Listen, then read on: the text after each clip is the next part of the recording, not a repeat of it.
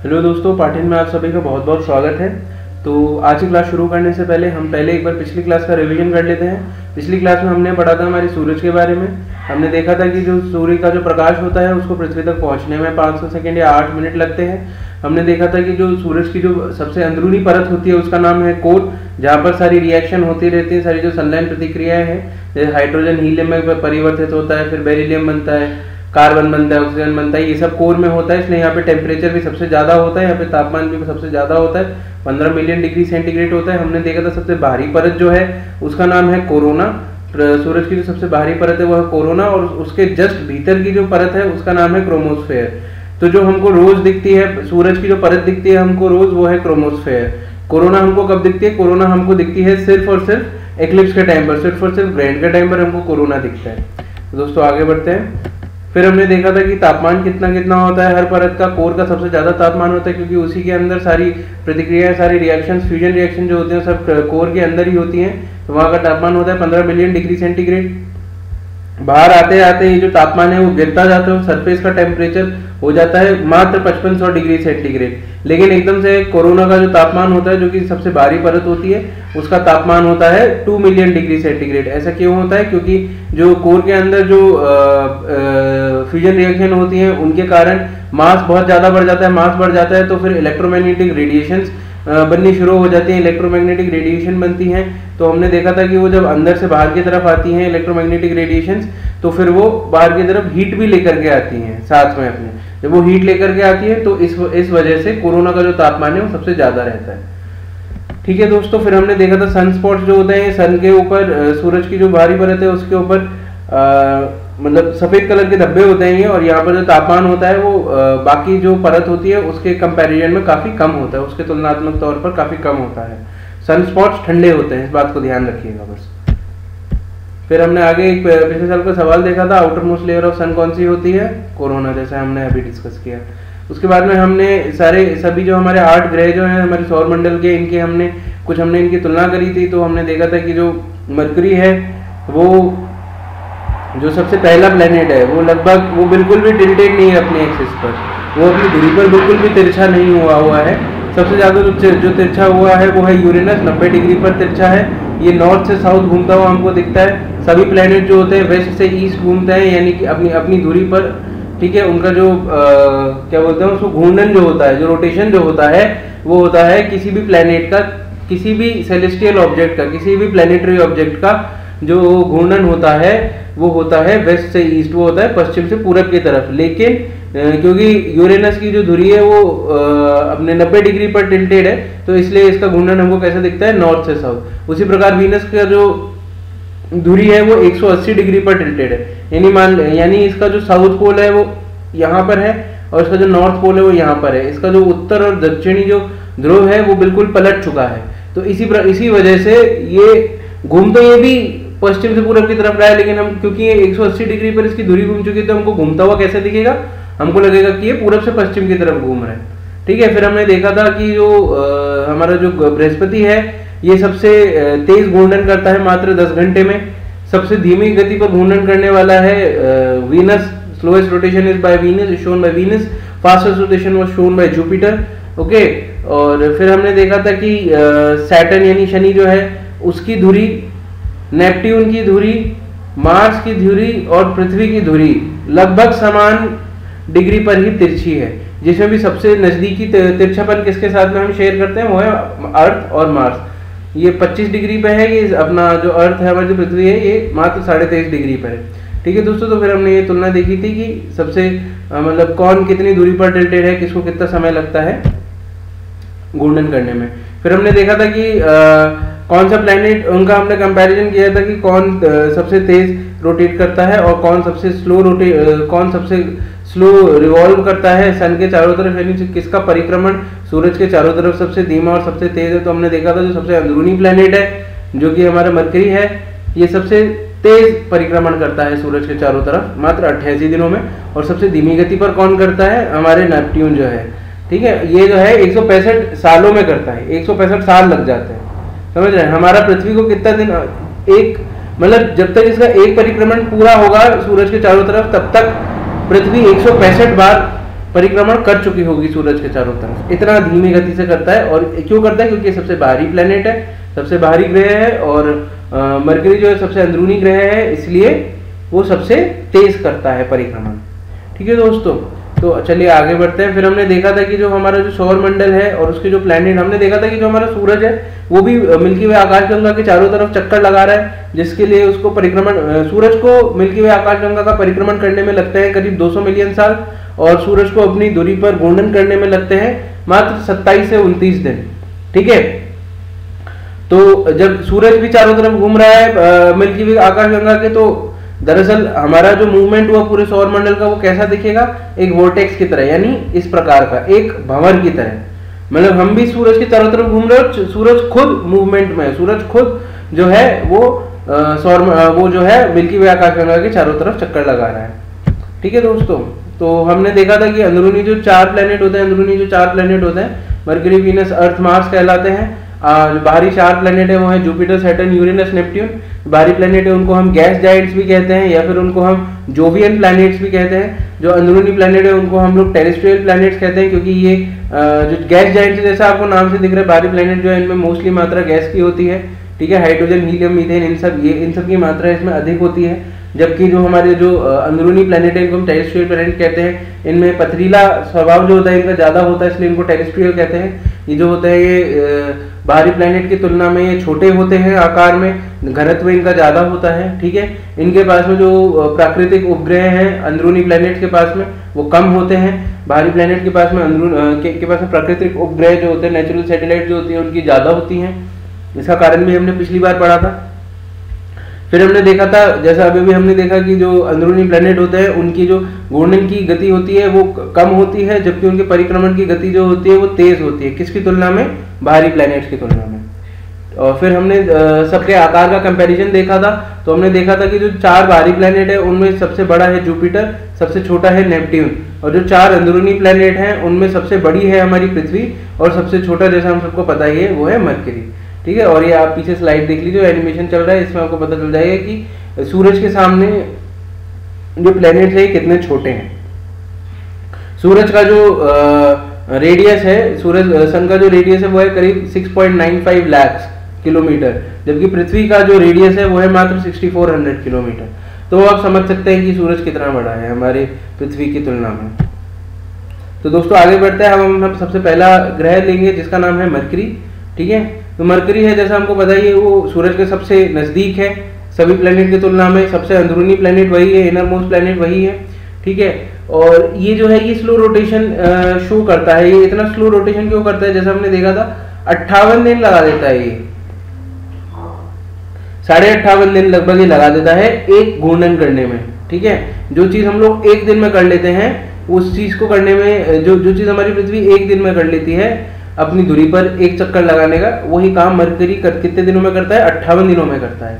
तो ऐसा इसलिए है दोस्तों क्योंकि जो सूरज है उसका भी गुरुत्वाकर्षण बल जो है वो हर प्लेनेट पर लग रहा है। तो ये हालांकि घूमना चाह रहा है पश्चिम से पूरब की तरफ, वेस्ट टू ईस्ट घूमना चाह रहा है, लेकिन सूरज का जो गुरुत्वाकर्षण बल है उसका जो ग्रेविटेशनल फोर्स है वो इसकी जो घूमने की जो गति है उसको धीमा कर दे रहा है।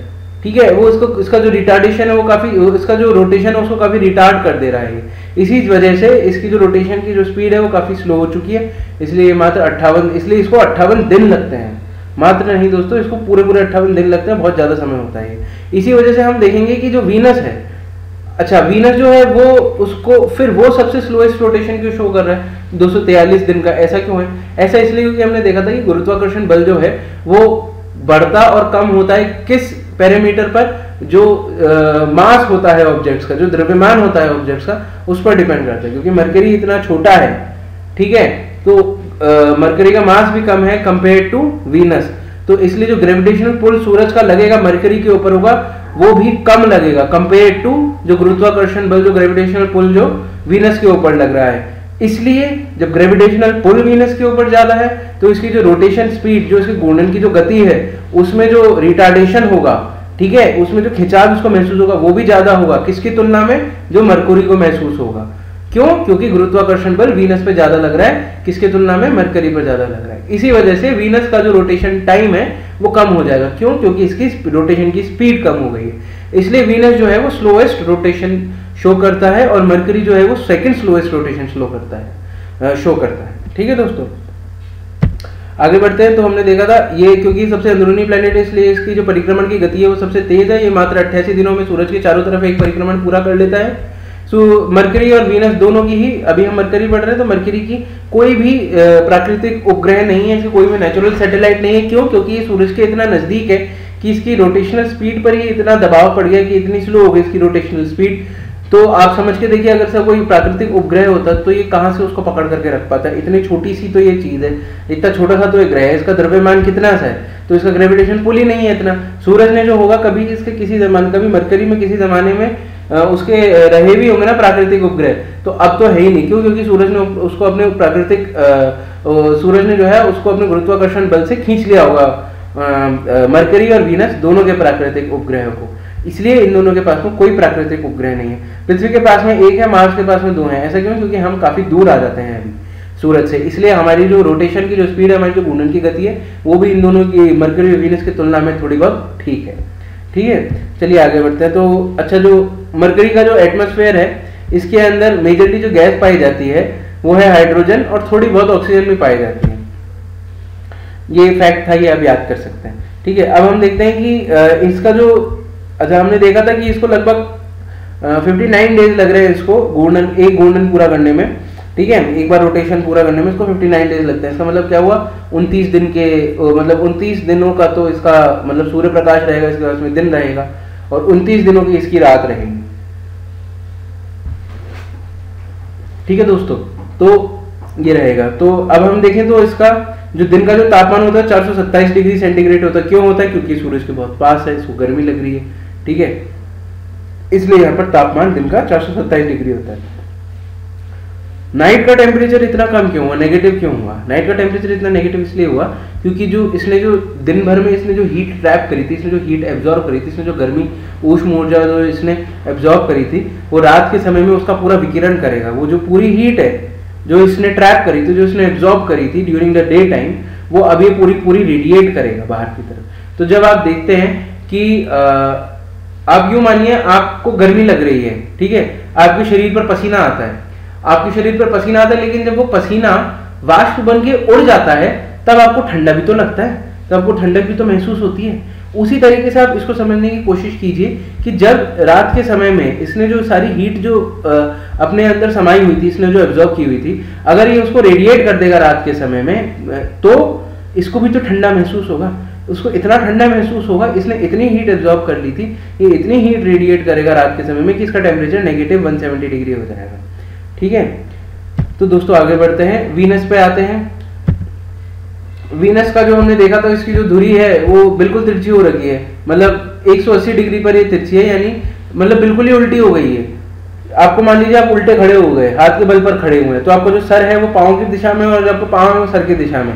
उसी प्रकार से वीनस जो है, इसका जो उत्तरी ध्रुव है, इसका जो नॉर्थ पोल है, इसका जो उत्तरी ध्रुव है वो है यहाँ पर, यानी दक्षिण में, और इसका जो दक्षिणी ध्रुव है यानी कि जो साउथ पोल है वो कहाँ पर है, वो है नॉर्थ में यानी उत्तर में। ठीक है, इसलिए इसकी जो धुरी है वो 180 डिग्री पर तिरछी है। तिरछी क्या कहेंगे, एकदम उल्टी हो चुकी है। तिरछा तो हम अपनी पृथ्वी को कहेंगे, इसकी धुरी तिरछी है 23.5 डिग्री पर, इसकी धुरी तो एकदम उल्टी हो चुकी है। इसकी वजह से क्या होता है, रिट्रोग्रेड रोटेशन शो करता है, यानी कि उल्टा रोटेशन शो करता है।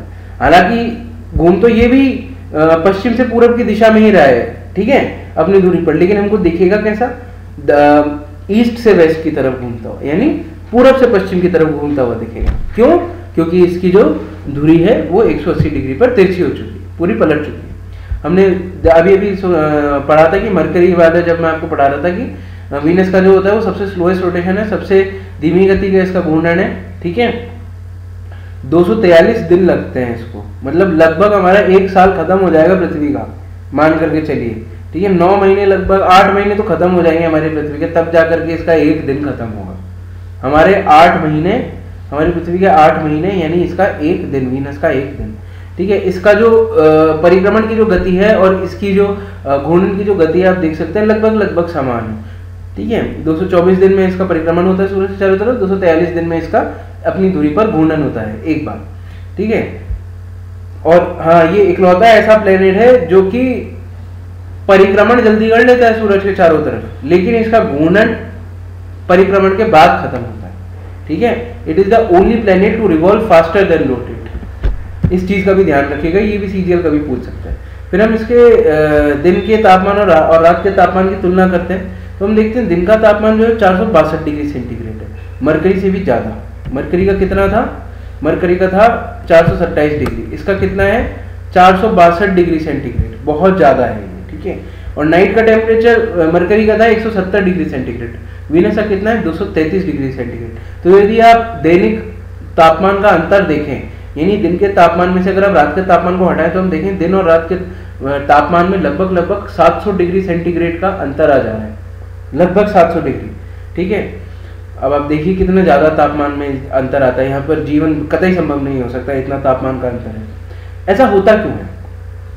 मरकरी सबसे पास है सूरज के, लेकिन फिर भी इसके दिन का तापमान मरकरी से ज्यादा क्यों है? वीनस का जो दिन का तापमान है वो मरकरी से ज्यादा इसलिए है क्योंकि वीनस के अंदर जो डोमिनेंट गैस है 96%, वीनस के अंदर 96% उसका जो एटमॉस्फेयर है, उसका जो वायुमंडल है, उसके अंदर 96% क्या है? Carbon dioxide. अब कार्बन डाइऑक्साइड क्या करती है? कार्बन डाइऑक्साइड है हीट ट्रैपिंग गैस, ठीक है।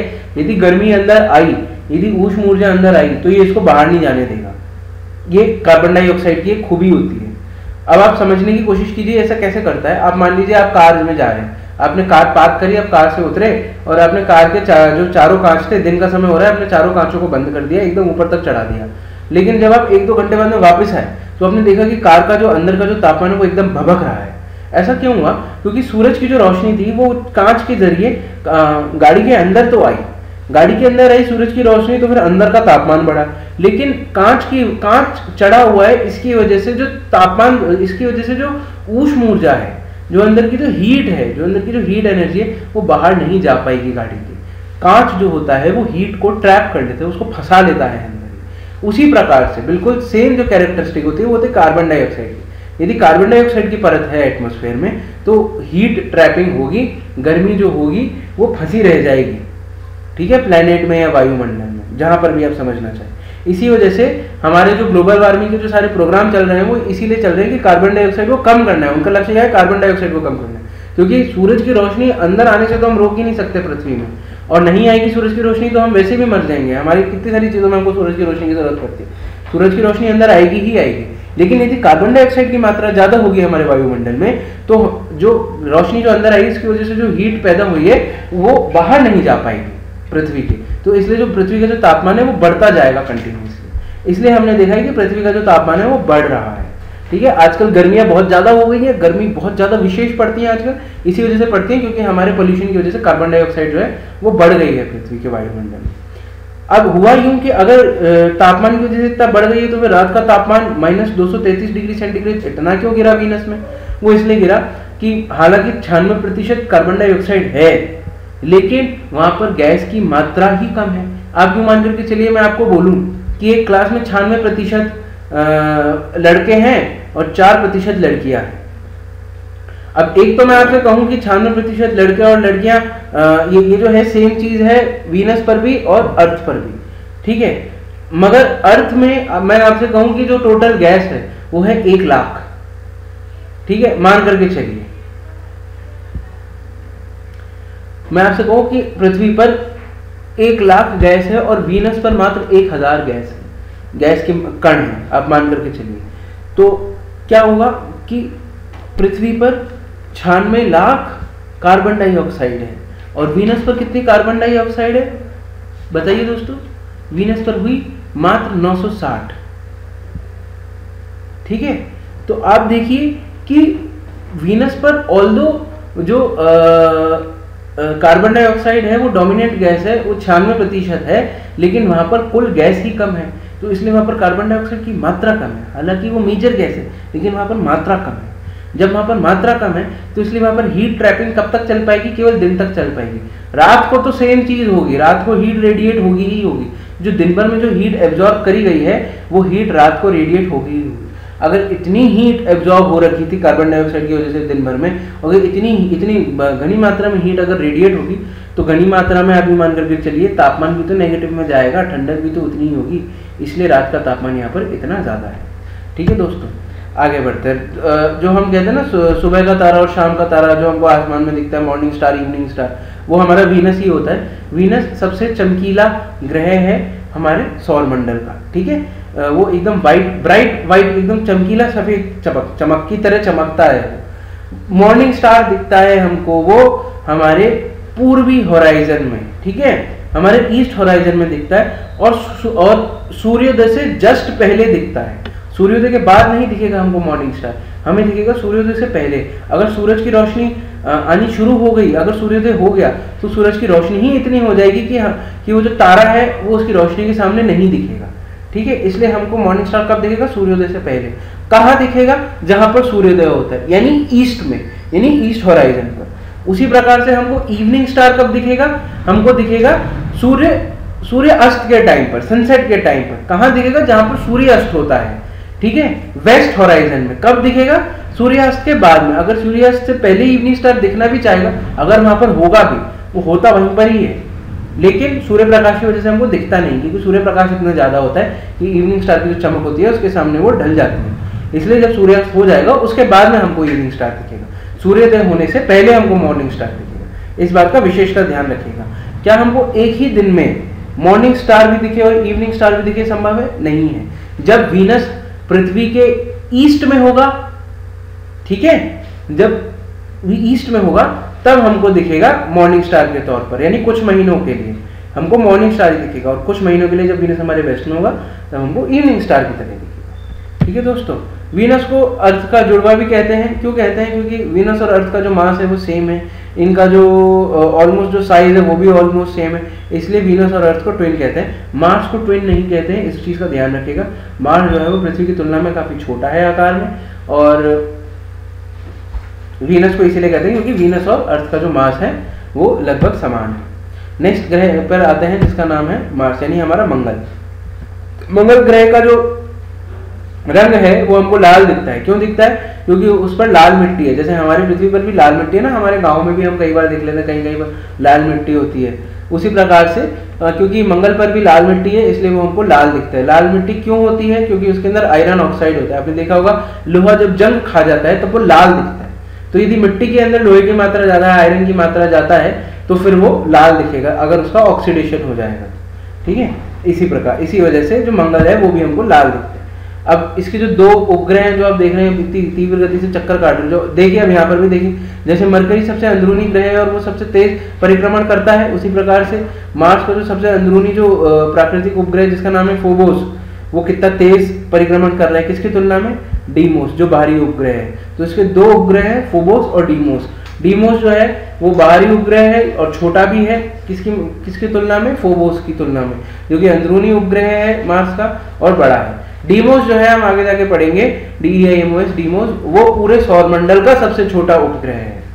ठीक है, अच्छा, जब हम इतने अपने मार्स रोवर भेजते हैं, अपना मंगलयान भेजते हैं, और ये सब हमारे मार्स पर जो है उसके सरफेस पर जो है ये लैंड होते हैं, उतरते हैं, पूरा उसका मतलब घूमते हैं, उसका पूरा ब्यौरा करते हैं, रिसर्च करते हैं, वहाँ से मिट्टी के कण उठाते हैं, उसकी रिसर्च करते हैं, उसके सैंपल हमको भेजते हैं। तो ये सब कहाँ उतरते हैं? किसी पहाड़ पर तो उतरेंगे नहीं, पहाड़ का सरफेस तो एकदम खुरदरा होता है। तो जो सबसे बड़ा स्मूथ सरफेस है मार्स की सतह पर, उसका नाम है मेरीडियोनम प्लेन। इस चीज को भी याद रखें, मेरीडियोनम प्लेन कौन से ग्रह पर है? वो है मार्स पर। कभी CGL पूछ ले तो, कभी SSC पूछ ले तो, ठीक है, वहां पर हमारे सारे रोवर्स लैंड होते हैं। अच्छा, इसका जो इसमें भी मार्स में भी अधिकतम मात्रा जो है इसके वायुमंडल में वो है कार्बन डाइऑक्साइड की। इसका दिन का तापमान 170 डिग्री सेंटीग्रेड होता है और इसका जो रात का तापमान है वो 143 डिग्री सेंटीग्रेड नेगेटिव में होता है। उसका कारण सेम है, बिल्कुल सेम कारण है जो कि वीनस का होता है। ठीक है, तो अब हम आगे की इसकी थोड़ी तुलना देख लेते हैं। पृथ्वी की और इसकी तुलना देखिए, दूरी जो है इसकी पृथ्वी की और मार्स की जो लगभग है वो सेम एंगल पर तिरछी हो रखी है। मार्स की 24.5 डिग्री है और पृथ्वी की 23.5 डिग्री है। इनका जो घूर्णन का जो समय है, रोटेशन का जो टाइम है वो भी लगभग सेम है। जो मार्स का है वो पृथ्वी से मात्र 40 मिनट ज़्यादा है, मगर जो इनका जो परिक्रमण का जो समय है उसमें लगभग डबल का अंतर आ जाता है। मतलब पृथ्वी का जब 1 साल खत्म हो जाएगा तब तक तो इसके तब तक इसका आधा परिक्रमण ही लगभग पूरा होगा। 687 दिन का इसका एक परिक्रमण होता है सूरज के चारों तरफ। मीथेन दोनों पर है, हमको पता है पृथ्वी पर तो मीथेन है ही, और मार्स पर भी मीथेन मिली है। मीथेन कब मिलती है? जब किसी भी ऑर्गेनिक जो भी चीज होती है, किसी भी जैविक चीज का यदि डीके होता है, यदि वो सड़ती है, तब जाकर के मीथेन निकलती है उसमें से। ठीक है, तो इसका मतलब कभी वहां पर कोई ऑर्गेनिक, कभी कोई जैविक चीज रही होगी, इसलिए वहां पर मीथेन मिली है। किसने कंफर्म किया था? ये हमारे मंगलयान ने भी कंफर्म किया है इस चीज को। जो हमारे भारत के इसरो ने जो मंगलयान भेजा था उसने भी कंफर्म किया कि हाँ मार्स की सतह पर मीथेन है। ठीक है, वाटर भी दोनों की सतह पर है। कि किसने कंफर्म किया था? नासा की क्यूरियोसिटी ने। ठीक है दोस्तों, तो अब आगे का जो है वो हम अगले वीडियो में देखेंगे। यदि आपको ये वीडियो पसंद आया, आपने आज इस वीडियो से कुछ भी नया सीखा है, कोई भी नया ज्ञान लिया है, तो इस वीडियो को जरूर लाइक करें, क्योंकि आपको पसंद जरूर आया होगा। ठीक है, अगर आपको पसंद आया है तो भी आप इसको लाइक कीजिए। अगर आपने कुछ नया नहीं सीखा है तो इस चैनल को सब्सक्राइब जरूर कीजिए हमारे चैनल को। उससे क्या होगा कि यदि कभी भी ऐसा नया ज्ञान आता है, कोई भी हम नया वीडियो डालते हैं, यदि आपको ज्ञान के उत्सुक हैं आप, यदि आपको अच्छा लगता है नया ज्ञान अर्जित करना, तो आप इस चैनल को जरूर सब्सक्राइब करें, जिससे कि कोई भी हम नया वीडियो डालें तो आपको तुरंत पता चल जाए। जो बेल आइकन जो होता है उसको भी जरूर दबाएं, जिससे कोई भी नया वीडियो आए तो आपके मोबाइल पर या आपके लैपटॉप पर, जिस पर भी आप देख रहे हो, उस पर तुरंत से नोटिफिकेशन आ जाए कि हाँ हमने कोई नया वीडियो अपलोड किया। इस वीडियो को आप ज़्यादा से ज़्यादा शेयर करें। शेयर करने से क्या होगा कि आप अपने दोस्तों को ये वीडियो देखने को बोलेंगे, अपने परिवारजनों को ये वीडियो देखने को बोलेंगे, उनको इसमें जो पढ़ाया गया है उसके बारे में कुछ पहले से पता होगा। तो जब डिस्कशन होगा आप दोनों के बीच में, आपके पूरे समूह के बीच में मान लीजिए, तो कितना सारी उनकी ज्ञान की बातें होंगी, जब डिस्कशन में निकलेंगे तो आपको पता चलेंगी, आपके ज्ञान की चीज़ें उनको पता चलेंगी, है ना। तो ज्ञान बांटने से बढ़ेगा, इसलिए इसको शेयर बहुत कीजिए। और कोई भी समस्या आई है आपको, यदि आपको हमारे पढ़ाने के तरीके में आपको कोई भी समस्या आ रही है, आपको समझ नहीं आ रहा है तो ज़रूर बताएं। कोई टॉपिक है जो समझ नहीं आ रहा है तो ज़रूर बताएं। ठीक है, यदि किसी भी और प्रकार की आपको समस्या है, क्योंकि हमने एग्जाम क्लियर किया हुआ है तो हम समझ सकते हैं कि आप लोगों को क्या समस्या आती होंगी पढ़ाई के समय पर। आपको मान लीजिए कोई टॉपिक बोरिंग लग रहा है, या आपका पढ़ाई में मन नहीं लग रहा है, या फिर आपको घर जाना है, उसकी वजह से आपका पढ़ाई में लॉस होने वाले, यदि आपको कोई भी समस्या है तो आप बिल्कुल अपनेपन के साथ में हमसे पूछिए, हम आपके हर समस्या का हल देंगे। यदि समस्या है तो हल तो होता ही है, अगर ताला है तो उसकी चाबी तो होगी। तो आप डाउट पूछिए, अगर आप पढ़ रहे हैं तो आपको ज़रूर डाउट आएंगे, आप पढ़ाई से रिलेटेड डाउट ज़रूर पूछिए, कमेंट सेक्शन में पूछिए, हमारे टेलीग्राम चैनल का जो लिंक दिया हुआ है उस पर पूछिए। ठीक है दोस्तों, आज के लिए बस इतना ही। बहुत बहुत धन्यवाद, मिलते हैं अगले वीडियो में। नमस्ते।